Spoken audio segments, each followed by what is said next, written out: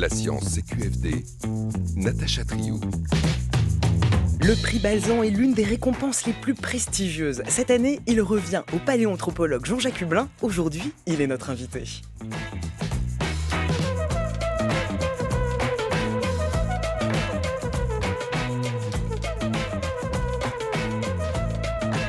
Le 7 juin 2017, le New York Times fait sa une sur la découverte des plus anciens fossiles d'Homo sapiens, découverts au Maroc. Des fossiles vieux de 300 000 ans. Jean-Jacques Hublin vient de modifier l'histoire de notre espèce. Il repousse son ancienneté de plus de 100 000 ans. Ses travaux permettent de repenser l'histoire de l'humanité, mais aussi des humanités, car ils mettent en évidence les cohabitations entre sapiens et néandertal. Maintenant, pourquoi une espèce s'est-elle répandue au détriment des autres? L'enquête est en cours. Jean-Jacques Hublin, mon beau sapiens. Jean-Jacques Hublin, bonjour. Bonjour. Vous êtes paléanthropologue, professeur au Collège de France, titulaire de la chaire de paléanthropologie et directeur du département évolution de l'homme de l'Institut Max Planck d'anthropologie évolutionniste à Leipzig. Merci d'avoir accepté notre invitation. C'est un honneur de vous recevoir. C'est un plaisir d'être là. Merci à vous qui nous écoutez en direct sur France Culture ou en podcast sur l'appli Radio France. N'hésitez pas à nous suivre sur Twitter. Chaque jour, on vous poste de nombreuses ressources complémentaires pour enrichir votre écoute. C'est tout de suite sur notre fil Science CQFD. Comment avez-vous fait vos découvertes de terrain? Comment ont-elles profondément transformé notre vision de l'histoire humaine? Que s'est-il passé entre Djebel Irhoud, là où a été découvert des sapiens vieux de 300 000 ans, et notre époque? Et quels sont vos travaux en cours? Nous sommes ensemble jusqu'à 17h pour répondre à ces questions. Pour commencer, comment les progrès récents de la paléanthropologie ont-ils modifié notre vision de l'évolution de notre espèce? Parole à Jean Rostand, 1959, c'est notre archive du jour. Chez l'homme, je constate qu'il y a une lignée, qu'il y a une succession de mutations, et je vous avoue que je suis extrêmement étonné, en effet, de voir qu'une espèce devient stable. Je le constate, je suis obligé de le constater. Je crois qu'à l'heure qu'il est, les espèces sont stables. Depuis, vous me direz que nos expériences et nos observations ne portent que sur un tout petit laps de temps, mais personne n'a constaté une véritable transformation d'espèces. Actuellement, les espèces se comportent comme si elles étaient stables. Y a-t-il eu des périodes de changement? Je n'en sais rien. Là, on peut faire beaucoup d'hypothèses. On peut penser que les conditions extérieures, que les conditions solaires, que les conditions atomiques ont agi. On peut penser aussi qu'il y a eu une espèce, j'aime pas beaucoup le mot, remarquez, une espèce de poussée évolutive, une espèce d'élan vital qui maintenant est amorti, atténué. N'est-ce pas? On peut faire bien des hypothèses. J'ai quand même l'impression que l'évolution est arrêtée actuellement. Mais ce n'est plus l'impression. Et elle pourrait repartir brusquement. Peut-être sous l'influence de la désintégration atomique. Voilà l'écrivain, biologiste, historien des sciences et académicien français Jean Rostand lors de sa conférence L'homme de l'an 2000. Jean-Jacques Hublin, l'espèce humaine est-elle stable à travers le temps ou est-ce qu'on observe, comme on l'entendait, une poussée évolutive? On a un peu changé notre vision des choses depuis les années 50. Personnellement, je ne pense pas que l'évolution soit jamais arrêtée. Et justement, les découvertes qui ont été faites sur l'évolution de notre espèce, Homo sapiens, et singulièrement après la découverte de Djebel Irhoud au Maroc, montrent que notre espèce, dans le fond, a quand même pas mal changé depuis les premiers exemplaires que l'on connaisse de fossiles qu'on peut attribuer à notre espèce jusqu'à aujourd'hui. Et on pourrait discuter de tout ça plus en détail, mais ce qui est assez fascinant dans le cas de l'homme, c'est que cette évolution, c'est une évolution qui intéresse à la fois le biologique et le comportemental, le culturel, si on veut. Et donc, il y a constamment une interaction entre les deux. Et ce que je trouve fascinant, c'est que, dans le fond, sont nos adaptations biologiques qui rendent possible notre complexité comportementale. Mais en retour, notre complexité comportementale, elle modifie notre biologie. Et donc, notre évolution, elle est en partie façonnée par des changements dans nos comportements, même dans notre économie. On cite souvent l'exemple de la persistance de la lactase chez l'homme. Donc, c'est le fait que les adultes puissent digérer le lait, les produits laitiers, ce qui paraît peut-être un peu évident, mais qui ne l'est pas du tout en réalité chez les mammifères, normalement. Après le sevrage, c'est terminé. Donc, on est censé ne plus consommer le lait de maman ni celui d'une autre. Et donc, c'est vraiment le développement de l'agriculture qui a favorisé en fait l'apparition de mutations qui rendent cette persistance de la lactase possible. Et ces mutations, on sait qu'elles sont produites très récemment, en fait, à l'échelle de l'évolution humaine, hein. C'est la fin du néolithique, l'âge du bronze, hein. Donc on parle de quelques milliers d'années seulement. Donc ça, c'est un exemple, et on en a d'autres. On voit comment les maladies, les changements alimentaires, le comportement reproducteur, eh bien, continuent à façonner, dans le fond, notre espèce. Sur l'évolution de la complexité, humaine, on y reviendra, mais en revanche, on peut parler d'une poussée évolutive, c'est celle de la paléanthropologie. C'est une discipline à évolution rapide. Et surtout, c'est une discipline, qui assez paradoxalement, puisqu'elle traite des choses très anciennes, en fait, est apparue assez récemment. Donc c'est vraiment une invention du 19e siècle. Bon, on fait des mathématiques ou de l'astronomie depuis des milliers d'années, hein. De la paléanthropologie, non, c'est quelque chose qui est tout frais. Et donc, c'est vrai que le rythme des découvertes, a fait qu'au cours d'un siècle et demi, ben, on a quand même beaucoup changé notre vision des choses, hein. Et depuis quelques années, alors ça a commencé, je pense, essentiellement dans les années 70 du XXe siècle avec voilà, découverte de Lucie, les grandes trouvailles en Afrique de l'Est en particulier. Il y a eu non seulement un engouement encore plus grand du public, mais un vrai effort scientifique, à la fois sur le terrain, et puis alors surtout dans le domaine des techniques, d'études, des méthodologies. Je raconte souvent que quand j'étais étudiant, enfin doctorant, euh, j'étais quand même un petit peu angoissé par le fait que on avait fait beaucoup de choses avant moi quand même. J'avais l'impression d'arriver trop tard dans un monde trop vieux. Et en fait, j'étais totalement dans l'erreur parce que depuis cette époque-là, on a découvert beaucoup plus d'hominines fossiles. Alors les hominines sont les proches parents et ancêtres de l'homme depuis la séparation avec les chimpanzés. Donc on a trouvé beaucoup plus d'hominines et surtout, on a ouvert des voies de recherche innombrables, hein, avec les techniques isotopiques, les datations, la paléogénétique, les protéines anciennes, etc., que dans le siècle qui avait précédé, hein, depuis l'apparition de la paléanthropologie. Oui, puis on peut imaginer aussi que les grandes découvertes sont encore devant nous, sont encore à faire. Mais il reste en fait beaucoup de zones blanches sur la carte de la paléanthropologie. Alors quand je parle de carte, c'est à la fois une carte géographique, donc il y a des régions du monde pour lesquelles, dans le fond, on n'a pas d'informations, très peu, parce que les chercheurs ont tendance à chercher là où on trouve, hein. Donc ils vont là où, où ils ont le plus de chances de ramasser des nouveaux fossiles. Bon, il y a des régions du monde où c'est très difficile d'aller travailler sur le terrain. Et puis aussi, il y a des blancs sur notre carte chronologique, hein. Il y a des périodes qui sont beaucoup moins bien connues que d'autres, hein, beaucoup moins bien documentées. Il faut comprendre une chose à propos de la paléontologie, en général, pas seulement les hommes, hein, les dinosaures, les mammifères fossiles, tous les trilobites, les ammonites, c'est que ce que l'on recueille comme fossiles qui nous permettent de reconstituer donc le monde vivant d'autrefois, ça représente un tout petit pourcentage de ce qui a réellement existé. On parle de peut-être 2-3% de ce qui a existé dans le passé. Et ça s'applique probablement aussi aux hominines, c'est-à-dire que surtout pour les périodes anciennes de notre évolution, bah, il nous manque beaucoup de branches dans notre arbre, hein, et donc voilà, on garde espoir de les trouver.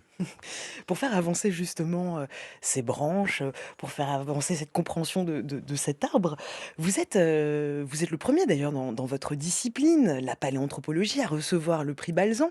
Mm. Ce prix, il permet une visibilité à plus grande échelle de certains champs d'études, il met en lumière des domaines de recherche. Comment vous regardez plus précisément les mutations de votre discipline, justement sur le champ technologique? Vous êtes aussi pionnier de la paléanthropologie virtuelle.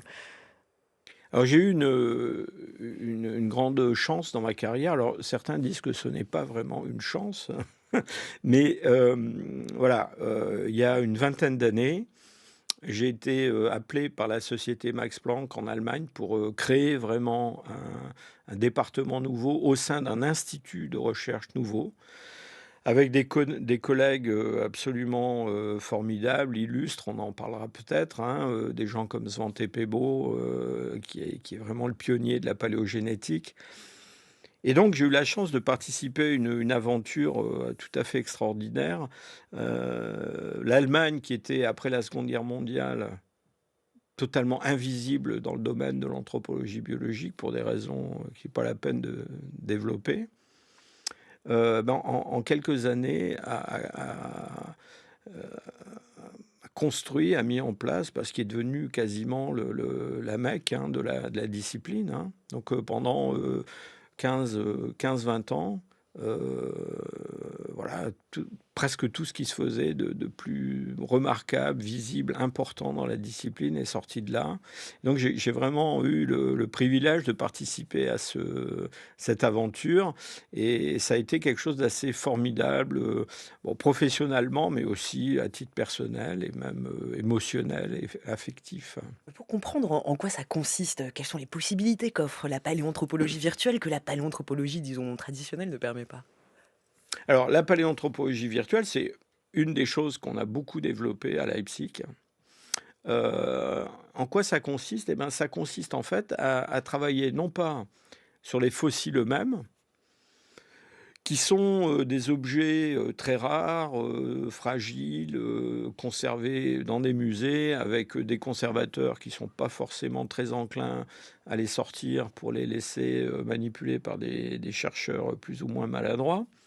Et donc de travailler non pas sur ces objets réels, mais de travailler sur des avatars digitaux, des représentations en 3 dimensions digitales de ces objets.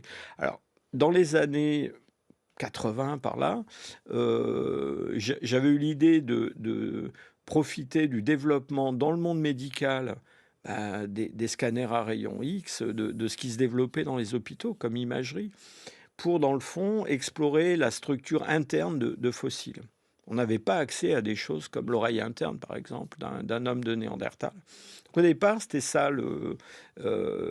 l'impulsion.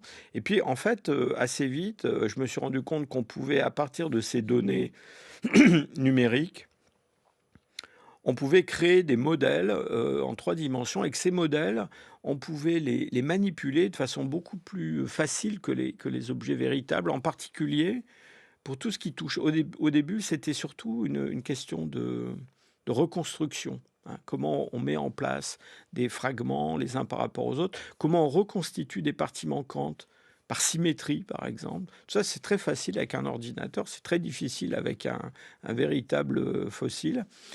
Et puis surtout, pendant tout ce temps-là, on a vu se développer des méthodes mathématiques qui permettaient de quantifier les formes et les différences de formes. Et ça a été quelque chose d'absolument extraordinaire.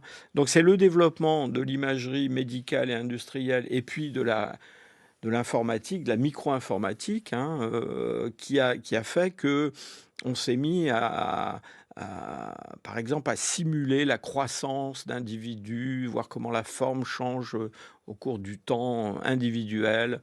On a pu mesurer la distance qui sépare différentes espèces, faire des choses tout à fait nouvelles. Et aussi, et ça a été une grande réussite de l'Institut à Leipzig, constituer des banques de données avec des centaines, des milliers de ces fossiles qui étaient si difficiles d'accès. Mais vous avez vraiment créé de nouveaux standards de l'étude paléoanthropologique. Alors comment vos découvertes s'inscrivent-elles dans l'état de l'art de la paléoanthropologie? Restez à l'écoute.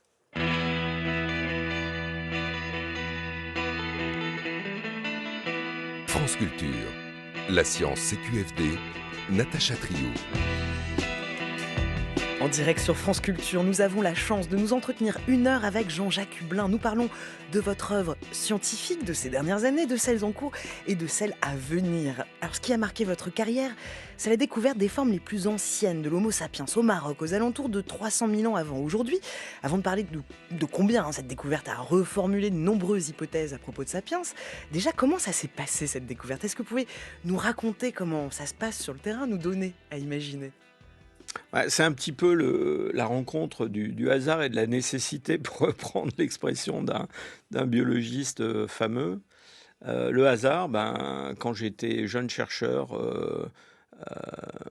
un professeur éminent qui travaillait dans le même laboratoire que moi m'a confié un fossile à étudier, qui était le premier fossile original, dans le fond, que j'ai eu à décrire et analyser, et qui était une petite mandibule d'enfant qui venait de ce gisement de Djebel Irhoud.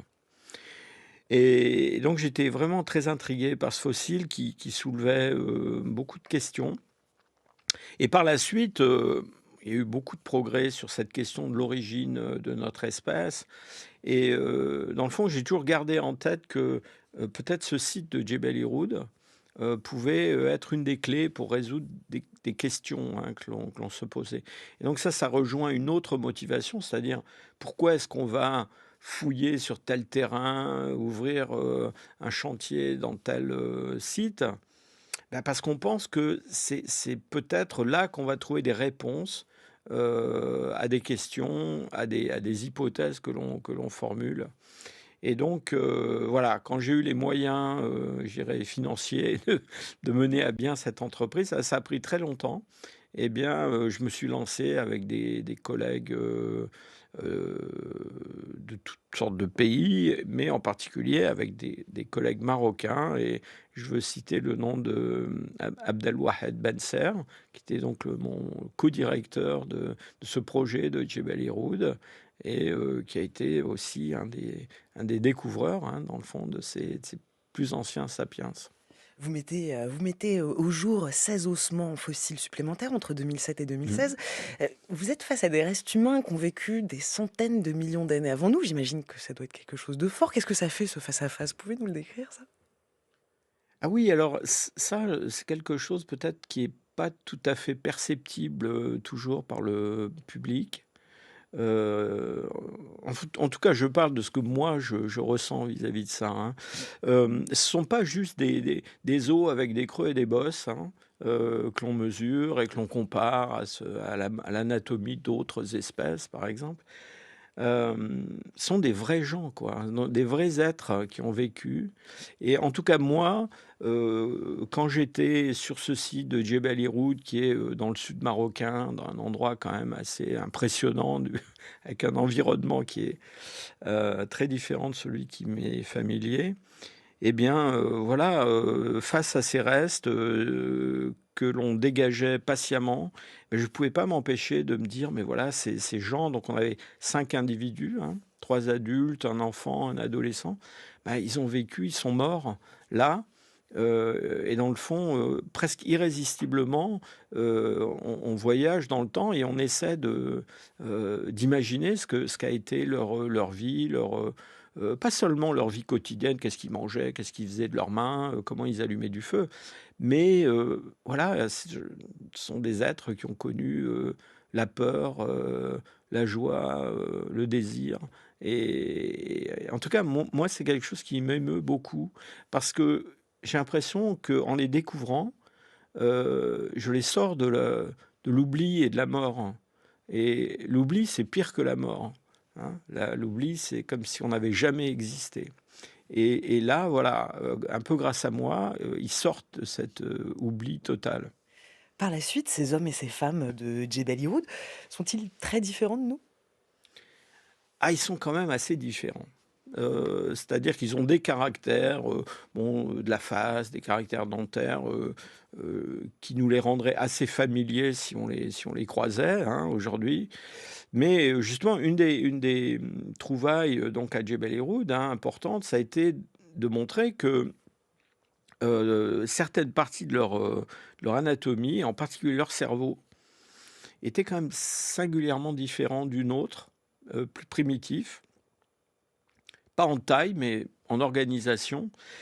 Et donc, voilà, ce qu'on voit, c'est que, en fait, ce qui a le plus évolué au cours de ces 300 000 ans qui nous séparent des hommes de Jebel Irhoud, bah, c'est le cerveau.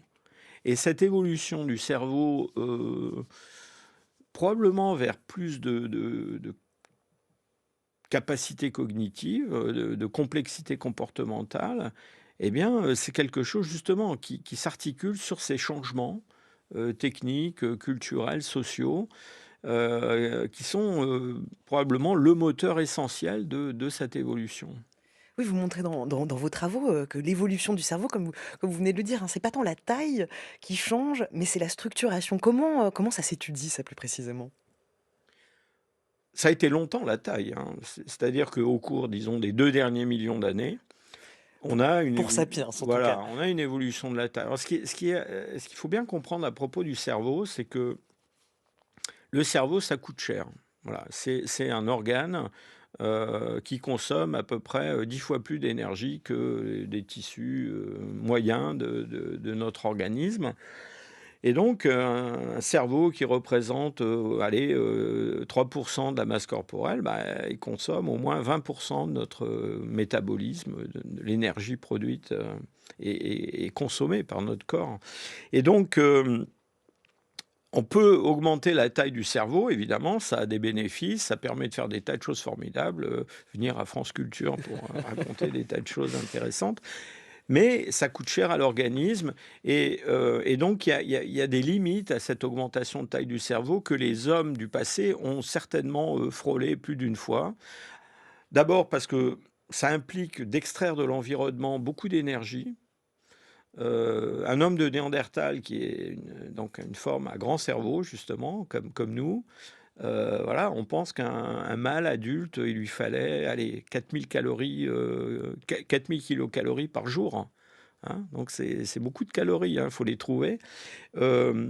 Et donc, ça pose aussi des problèmes obstétriques assez compliqués. Une femme enceinte, il faut qu'elle nourrisse son cerveau, le cerveau de son bébé qui est en train de croître. Et donc, ce qui semble être arrivé dans notre espèce, c'est que dans le fond, contrairement à d'autres qui allaient dans la direction de toujours plus gros et toujours plus cher, eh bien, la sélection naturelle nous a poussé dans une direction qui a fait que, en fait, les hommes de Jebel Irhoud ont des cerveaux qui sont à peu près de la taille du cerveau d'un homme actuel.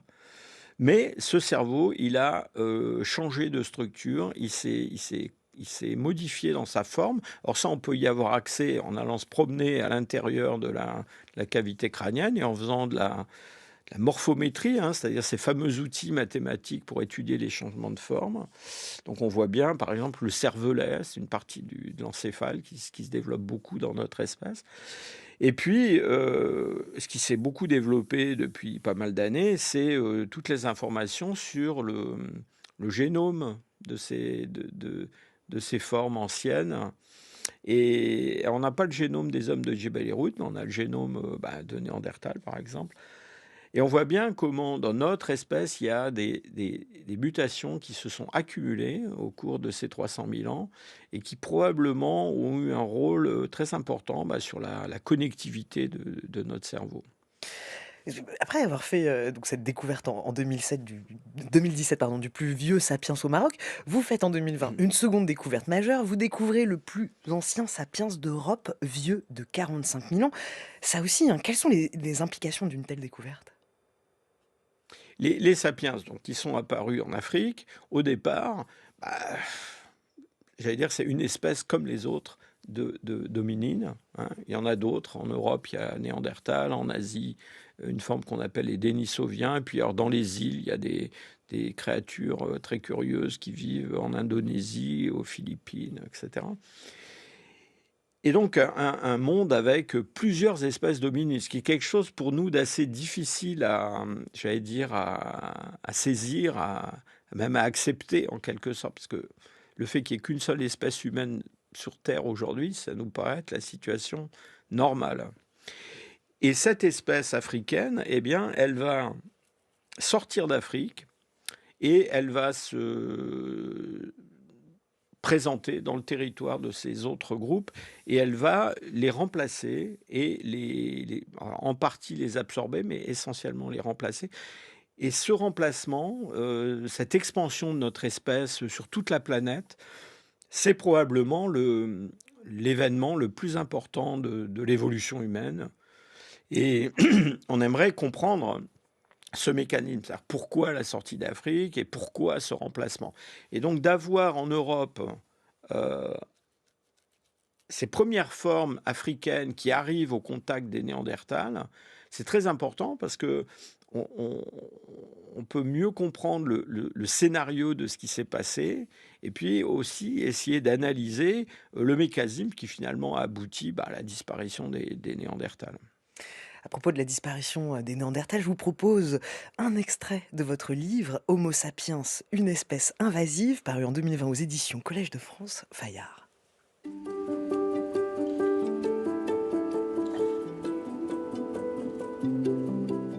Notre espèce est une espèce invasive qui, comme d'autres, a proliféré en dehors de son milieu d'origine et a réduit la biodiversité. Partie de sa niche écogéographique tropicale, elle a étendu son emprise sur l'ensemble de la planète. Au cours de son expansion, elle a causé l'extinction de nombreuses autres espèces animales, surtout dans les régions comme l'Australie ou l'Amérique, où une longue coévolution entre la faune et les hominines n'avait pas fait sentir ses effets. Surtout, elle a supplanté toutes les autres formes d'hominines. On se demande souvent pourquoi une espèce invasive prolifère et élimine ses concurrentes. Écrevisses américaines, carpes, écureuils à ventre rouge, ibis sacrés, grenouilles taureaux ont été introduits par l'homme loin de leur zone d'origine. Souvent, c'est un petit avantage qui leur fait irrémédiablement prendre le dessus sur une ou plusieurs espèces indigènes. Dans le cas d'Homo sapiens, quelle a pu être cette différence qui n'avait pas besoin d'être considérable ?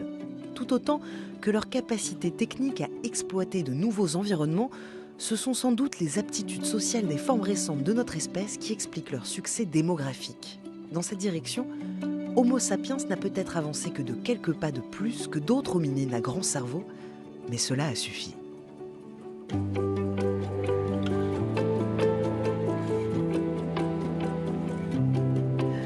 Jean-Jacques Hublin, selon vous, quelle est la clé du succès d'Homo sapiens ? Notre cerveau, le fait que nous sommes une espèce, enfin Homo sapiens est une espèce qui est éminemment culturelle ? Oui, c'est à l'évidence le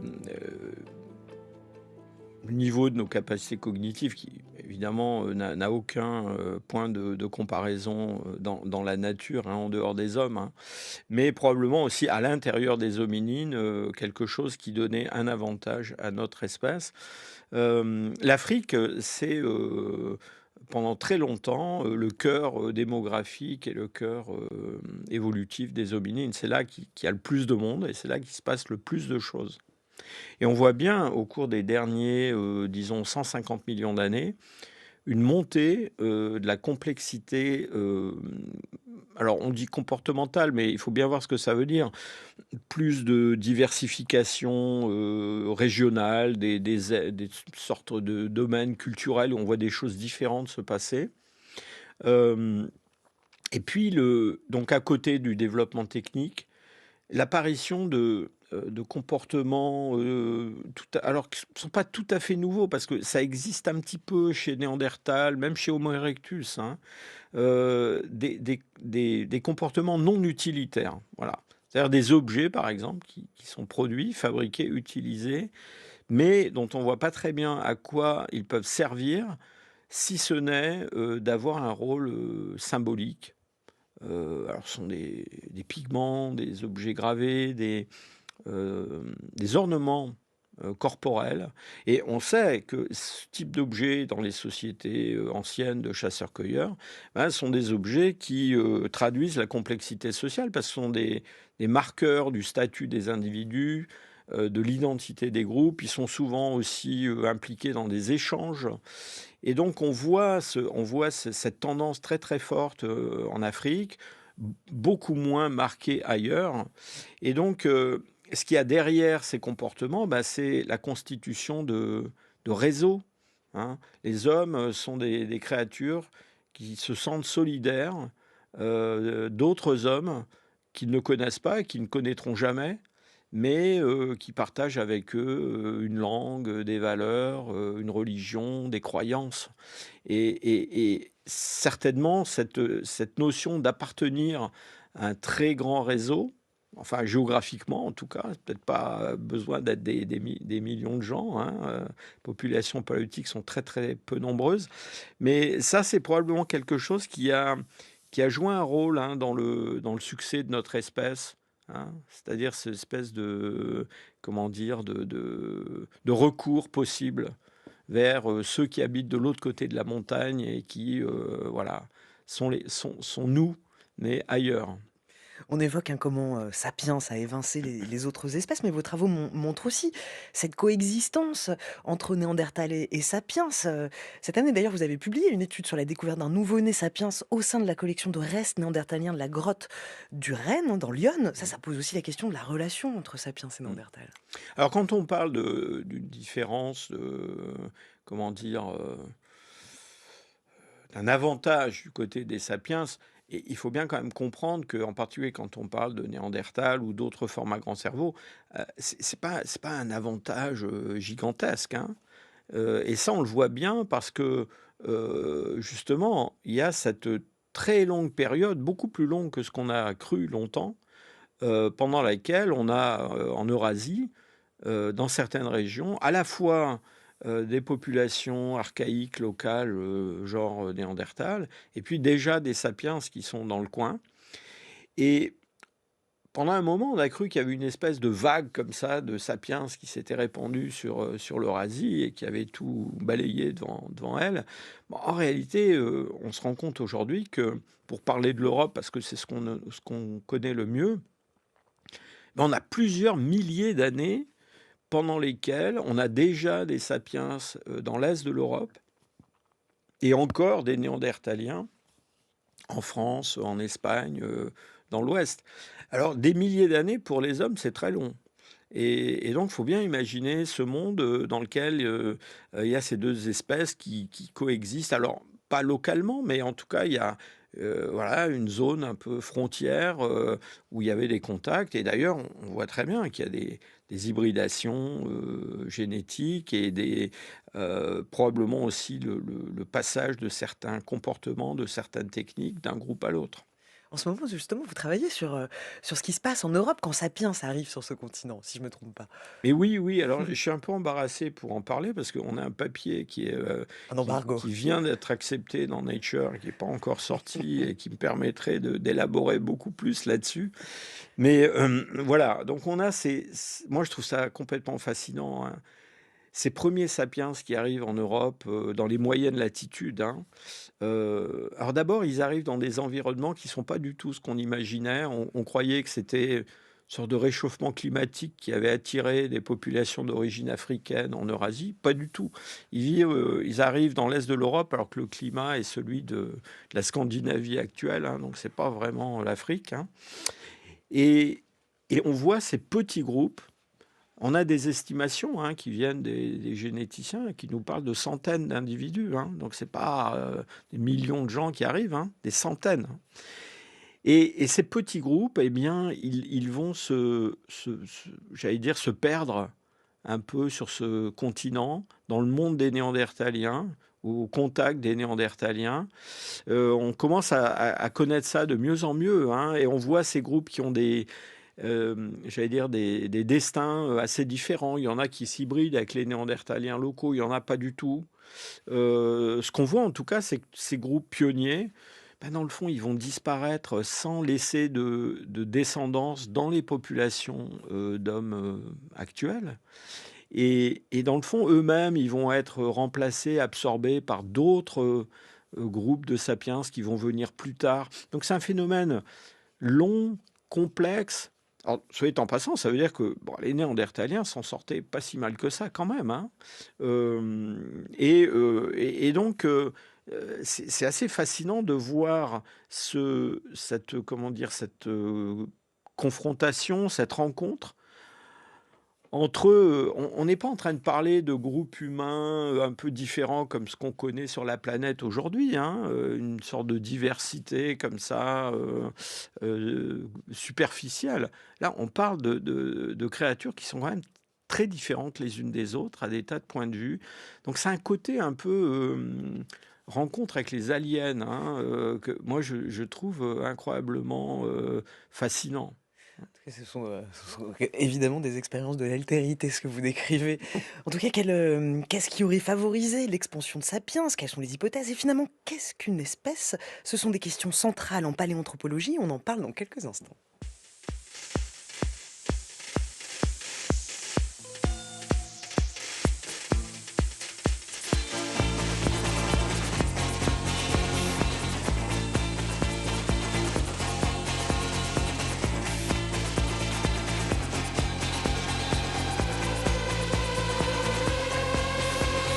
This is the room, this is the wall, this is the body I've been hoping for. These are the words I've been longing just to say. So this is my goal, the aim of my life. This is the feeling they want me about. Oh my God, what have I done this time? Oh my God, what have I done this time?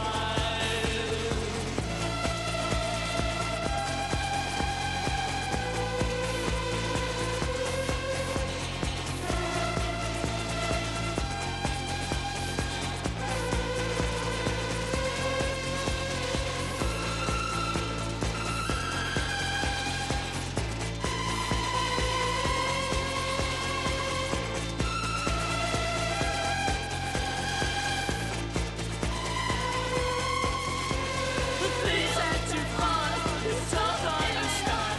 The feeling, the longing, the feeling that's gone.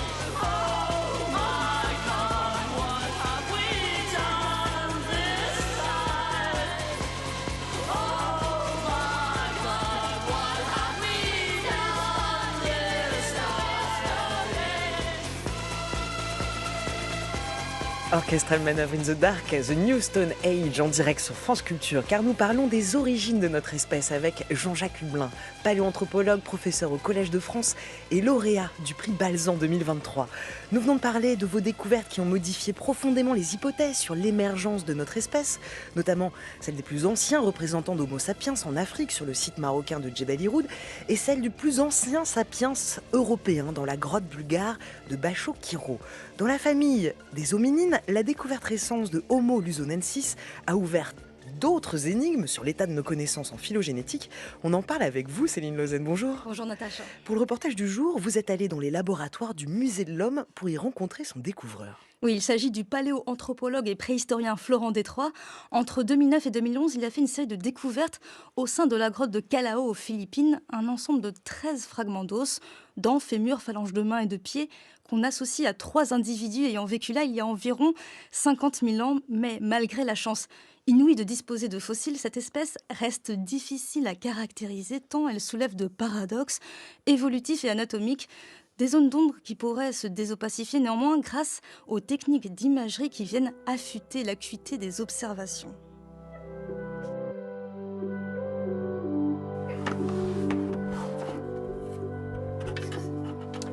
Alors, ce sont des répliques à partir des modèles 3D, de vos trouvailles, des fossiles qui nous ont permis de décrire Homo luzonensis. Comme vous le voyez, tout est très petit. On a des dents. Il y a des dents. Il y en a une autre ici. Il y a ce fameux métatarsien, l'os du pied. 2 phalanges de pied, dont cette phalange Un peu courbée. très courbée. Oui, très. Enfin, c'est incroyable. Si on compare avec les mêmes phalanges chez Homo sapiens. Une phalange de main, c'est une phalange intermédiaire, là. Ah, c'est vrai qu'elle coïncide bien avec la vôtre, là, dans la main. Bah oui, mais alors, ce qui est vraiment étonnant, parce que, bon, évidemment, on ne sait pas du tout si ces éléments appartenaient au même individu ou à plusieurs individus différents, mais les os des pieds sont très petits, mais vraiment très petits. la taille de la phalange et la taille du métatarsien. Alors que cette phalange intermédiaire, elle est incroyablement longue. Elle Ouais, est donc du très coup, c'est allongée, très étrange. aplatie. Alors nous, on s'amusait avec ça pendant la fouille, en disant qu'ils avaient des petits pieds et des très grandes mains, donc ils sont peut-être arrivés à la nage, mais bon, c'est assez stupéfiant. Alors, on se trouve dans la partie, le U des laboratoires. Et donc là, on a des équipements qui servent à analyser tout ce qui est archéomatériaux. Bah oui, parce qu'aujourd'hui, dans ces recherches, la technologie est devenue incontournable pour caractériser et établir des Ah bah, parallèles ou des comparaisons. Complètement. Là, par exemple, on a des laboratoires pour faire des datations. Les dates des fossiles, tout ça, c'est devenu vraiment indispensable. Par exemple, vous, c'est pas la datation carbone 14, mais plutôt uranium-thorium. Exactement. Et là, ce Parce sont que des ça remonte à laboratoires des époques vraiment, beaucoup voilà. plus anciennes. On est dans les périodes plus anciennes que celles qu'on peut dater par le carbone 14. Là, on a des moulages sur cette table de crâne. Alors, il y a des moulages et quelques spécimens originaux aussi. Ouais. Et donc Ouais. là, Là, on fait tout ce qui est imagerie de surface. Faire des modèles 3D des objets à partir de scanners surfaciques, comme on a ici. Et l'autre technique qu'on utilise beaucoup, c'est de la photogrammétrie. Donc il y a de quoi faire des acquisitions et de quoi ensuite, bien sûr, faire le traitement de toutes ces images, des modèles 3D, puis ensuite les analyser, évidemment. Si on revient vraiment dans les années, je sais pas, des années 2000, vous êtes aux Philippines, sur cette île. Ouais. On peut revenir sur le contexte de cette découverte. C'est assez fantastique, surtout que c'est le propre des découvertes, c'est jamais vraiment attendu. Après, on passe beaucoup de temps sur le terrain parce que ça reste une des dimensions vraiment essentielles de nos métiers, hein, aller sur le terrain pour chercher. Et je dis souvent que la plupart du temps, on passe notre temps à ne rien trouver. Alors c'est pas vrai, on trouve beaucoup de choses, on trouve tout ce qui fait la connaissance du contexte, mais voilà, on trouve des outils de pierre taillée, on trouve Des artefacts, des éléments. des fragments d'ossements d'animaux qui ont été boulottés par ceux qui occupaient le site. Donc ça participe à toute la connaissance du contexte. Mais c'est évidemment le fait de découvrir des fossiles humains, c'est extrêmement rare. Et ensuite de trouver un ensemble de restes qui correspond à rien de ce qu'on connaît jusqu'alors, là c'est encore beaucoup plus rare évidemment. Et je vous avoue que le jour où on a trouvé, où j'ai trouvé d'ailleurs plusieurs des dents, je m'en rappelle encore passer le pouce pour enlever un peu la terre et de voir cette toute petite prémolaire avec 3 racines. Et là de me dire, à peine toujours dans le carré de fouille, de me dire qu'est-ce que c'est que cette hominine qu'on est en train de trouver, c'est clairement pas un Homo sapiens. Donc bon, c'était une première intuition, mais qui était quand même assez forte, hein. Et après, on a trouvé un peu plus de restes, et puis après on s'est lancé dans le long travail d'études, de nettoyage, d'études, de comparaison, tout ça. Parce qu'avec vos collègues philippins, vous avez peut-être d'emblée remarqué des ressemblances ou des divergences avec ce qui était connu sur des courbures sur ces os-là, comme Ouais, vous le dites. c'est ça en fait déjà cet os de pied qu'on avait déjà publié, il était un peu particulier. C'est une phalange, c'est ça? C'était le tout premier, c'était un métatarsien. Donc c'est un peu plus vers l'intérieur du pied. Et en 2011, quand on a trouvé toutes ces dents et les phalanges des mains et des pieds, une prémolaire avec 3 racines toutes petites, et ensuite des molaires encore plus petites, et ensuite, je pense que le clou, ça a été la phalange de pied, courbe et avec des zones d'insertion pour les muscles fléchisseurs des doigts de pied. Alors les pieds des grands singes, par exemple les chimpanzés, ils ont des muscles fléchisseurs des doigts de pied qui sont très développés parce qu'ils utilisent beaucoup leurs pieds, comme des mains pour attraper des branches notamment. Chez nous, notre pied, il est fait pour être bien stable au sol et pour être super bipède, se déplacer debout sur Parce nos qu'on deux est pieds. bipède, mais On est bipède. ces spécimens étaient à la fois bipèdes et arboricoles, c'est ça? Alors, on ne sait pas s'ils grimpaient aux arbres, mais parce que c'est pas parce qu'on observe des caractères qui sont liés à la possibilité de pouvoir grimper dans les arbres que forcément ils grimpaient aux arbres, et il devait avoir des possibilités de flexion des pieds assez importantes. Comment vous arrivez avec vos collègues à inférer des comportements, des moyens de locomotion à partir de ces vestiges très parcellaires? Alors c'est extrêmement compliqué et ça reste extrêmement discuté et débattu, c'est aussi pour ça que c'est intéressant, hein. Par exemple, pour faire simple, hein, il y a une partie des caractères qu'on a observés sur les os des pieds d'Homo luzonensis qui font beaucoup penser à ce qu'on retrouve sur les os des pieds d'Australopithecus afarensis il y a plus de 3 millions d'années en Afrique. C'est bizarre ou pas? Alors c'est très bizarre pour un fossile qui vivait aux Philippines il y a 60 000 ans, c'est sûr que c'est très bizarre. Mais alors c'est fascinant quoi, parce que du coup on essaye d'avancer à chaque fois. Effectivement, qu'est-ce qu'on peut inférer à partir d'ossements, essayer de comprendre comment ça fonctionnait du temps du vivant de ces très vieux hominines. Merci Céline Lausanne pour ce reportage. Jean-Jacques Hublin, pour compléter ce qu'on vient d'écouter, ce reportage, comment ça se passe pour décrire et valider une nouvelle espèce qui rejoindrait le genre Homo? C'est compliqué. Lorsque j'étais adolescent, j'avais un livre sur l'évolution humaine qu'on m'avait offert et dont les pages centrales pouvaient se déplier et il y avait une frise qui montrait l'évolution humaine. Et c'est une frise que tout le monde a vue, qui a connu un succès absolument incroyable, hein. Et donc ça a été longtemps la vision qu'on avait de l'évolution humaine, c'est-à-dire une succession linéaire d'espèces, depuis des choses qui ressemblaient à espèces de singes, jusqu'à l'homme actuel, grand, beau, bien redressé, là-bas à droite.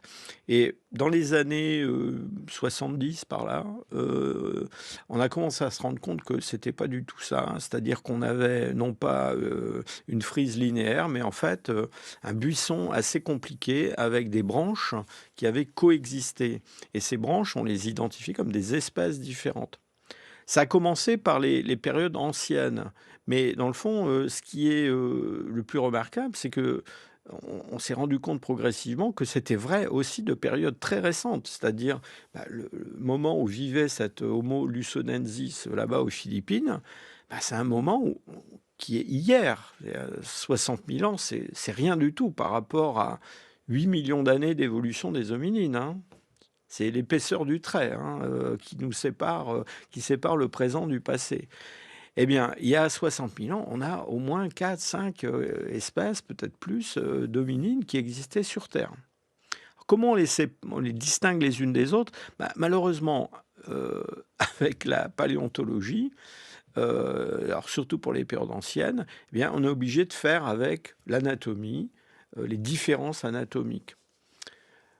Pour prendre l'exemple de Néandertal et de Sapiens, si on regarde la morphologie d'un osselet de l'oreille interne, donc c'est une toute petite chose qui est à la base de notre crâne, et qu'on fait de la morphométrie, c'est-à-dire qu'on quantifie, qu'on mesure avec des chiffres la distance de forme entre un Sapiens et un Néandertal, on voit qu'il y a autant de différences qu'entre ce qu'on observe aujourd'hui entre un gorille, un chimpanzé et un homme.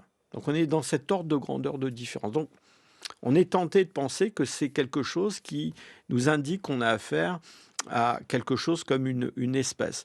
Alors il faut bien comprendre aussi une chose, c'est que la notion d'espèce elle-même est un petit peu en crise, hein. Pas tellement pour les fossiles, mais plutôt pour les espèces vivantes.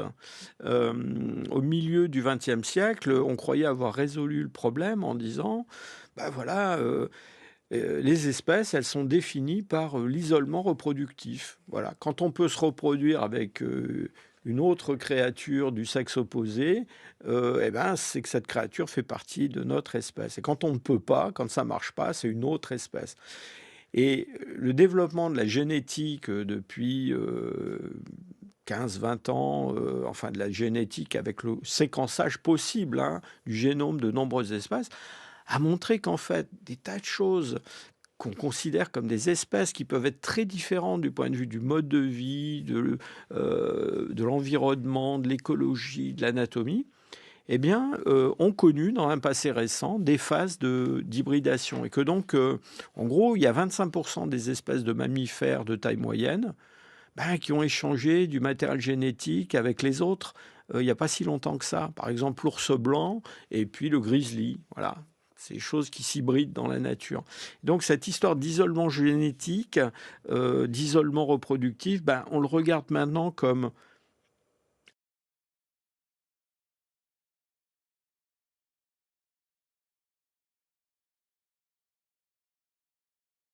la spéciation, c'est quelque chose qui dure très longtemps, plusieurs millions d'années.